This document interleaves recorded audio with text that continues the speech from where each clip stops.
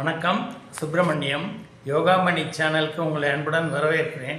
இன்றைக்கி சமையல் குறிப்பில் நம்ம பார்க்க போகிறது தக்காளி இடியாப்பம் எப்படி செய்கிறேன்னு பார்க்கலாம் வாங்க. அனைவருக்கும் அன்பு வணக்கம். திருமதி சுப்பிரமணியம். சமையல் குறிப்பில் இன்றைக்கி தக்காளி இடியாப்பம் செய்கிறோம்.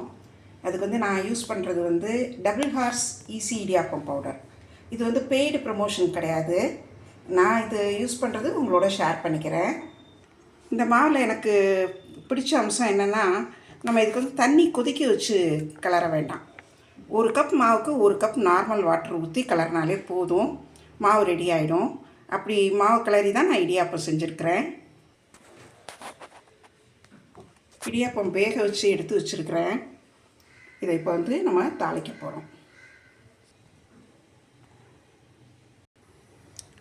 அடுப்பில் ஒரு வாணலி வச்சு 2 ஸ்பூன் நல்லெண்ணெய் ஊற்றிருக்கிறேன். கடுகு உளுந்தம்பருப்பு 1 ஸ்பூன் போட்டிருக்கேன். வெங்காயம் பொடியாக நறுக்கினது ஒரு 1/2 கப். கருவேப்பிலையும் கொத்தமல்லியும் ஈச் 1 ஸ்பூன் வச்சுருக்கிறேன். அதையும் இதோட போட்டு கிளறிடுறேன். இந்த வதங்கின வெங்காயத்தோட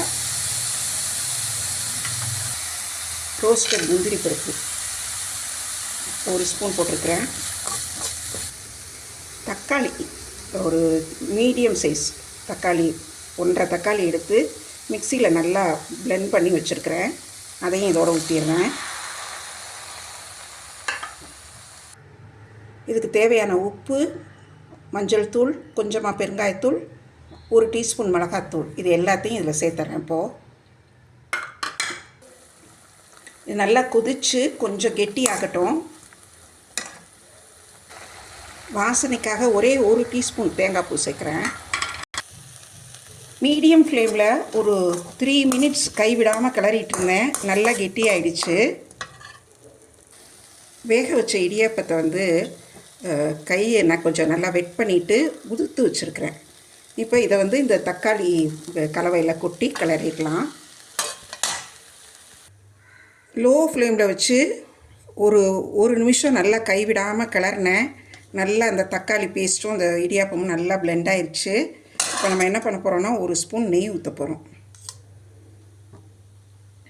நம்ம சேனல் பார்க்குறவங்க இந்த வீடியோஸை லைக் பண்ணுங்கள். சேனல் சப்ஸ்கிரைப் பண்ணாதவங்க சப்ஸ்கிரைப் பட்டனை அழுத்தி சப்ஸ்கிரைப் பண்ணிக்கோங்க. தொடர்ந்து பாருங்கள். பெல் ஐக்கான் அழுத்திட்டிங்கன்னா நாங்கள் போடுற வீடியோஸ் உங்களுக்கு நோட்டிஃபிகேஷன் வந்துடும். இப்போ இதை எடுத்து பரிமாறிடலாம்.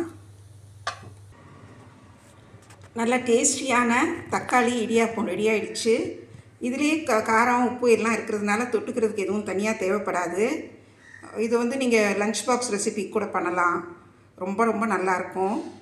செய்து பாருங்கள். எப்படி இருந்துச்சுன்னு சொல்லுங்கள்.